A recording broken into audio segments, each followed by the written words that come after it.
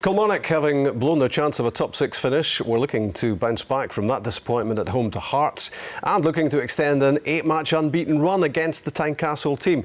Here's how that one went at Rugby Park with Jonathan Sutherland.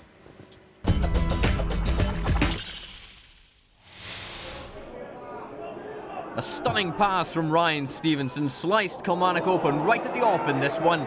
Michael Ngoo turned inside Momo Sissoko. John Sutton tapped home. Hearts 1-0 up in the 4th minute.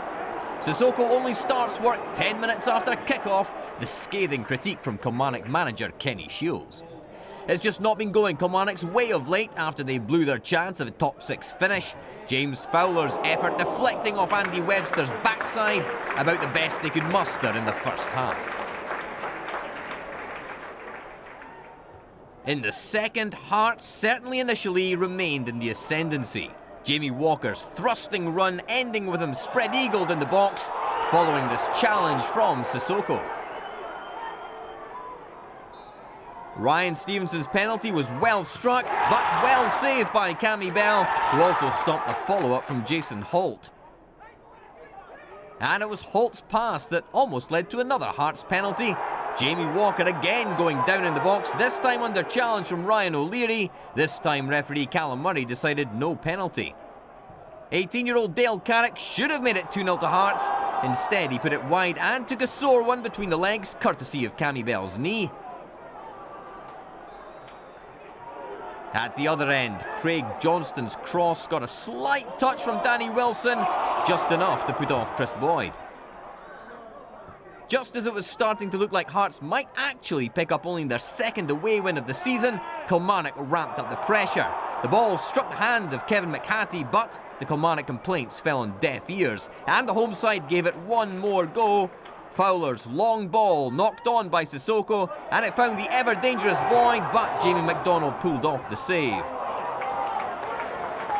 The handball shout went Hearts' way, and so did the final score. I was at that game yesterday, Stephen. I was taken by the performance of one of the Hearts youngsters. There are plenty of them, Jamie Walker. But before we speak about him, what about the two penalty claims, one upheld and one not? What did you think?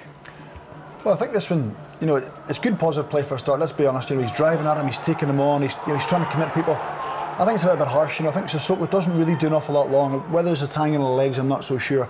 But it's all about positive play. It's about getting at people and getting in and around the box. And centre half sometimes throwing a lazy leg. They get together. I think that one's just coming together, Rob. It's just two bodies clashing. It's your shoulder to shoulder. And for me, I think the referee got it right. It's definitely not a penalty kick. Kilmarnock's season appears to be fizzling out. They had two great chances with home games before the split to get into the top six, and it looked at times yesterday as if they just didn't want to be there. Yeah, I think it's obviously that'll still be playing in their minds. I think Kenny Shields will be disappointed not to make the top six, and sometimes once you get to this stage of the season, when you maybe think that you should be higher than what you are, when the games come, you're playing the bottom six. It's maybe not as motivational as what it would have been. Who would have thought that Hibs, top of the league in November, beating Celtic at the end of December, would now have Hearts up level with them on the back of that? Well, that's what happens when you win 2 in 17. I think that's the record Hibs are on. It'll be a big boost for Gary Lock. He's not under a little bit of pressure, but he wants to improve the results. He wants to improve the squad. Wants to go in the next season with a little bit of optimism. So that's them only 2 points behind Kilmarnock at 7th. So if he can push on, they've got the Edinburgh derby coming up as well to look forward to if they get a victory there. But certainly good for Gary Lock.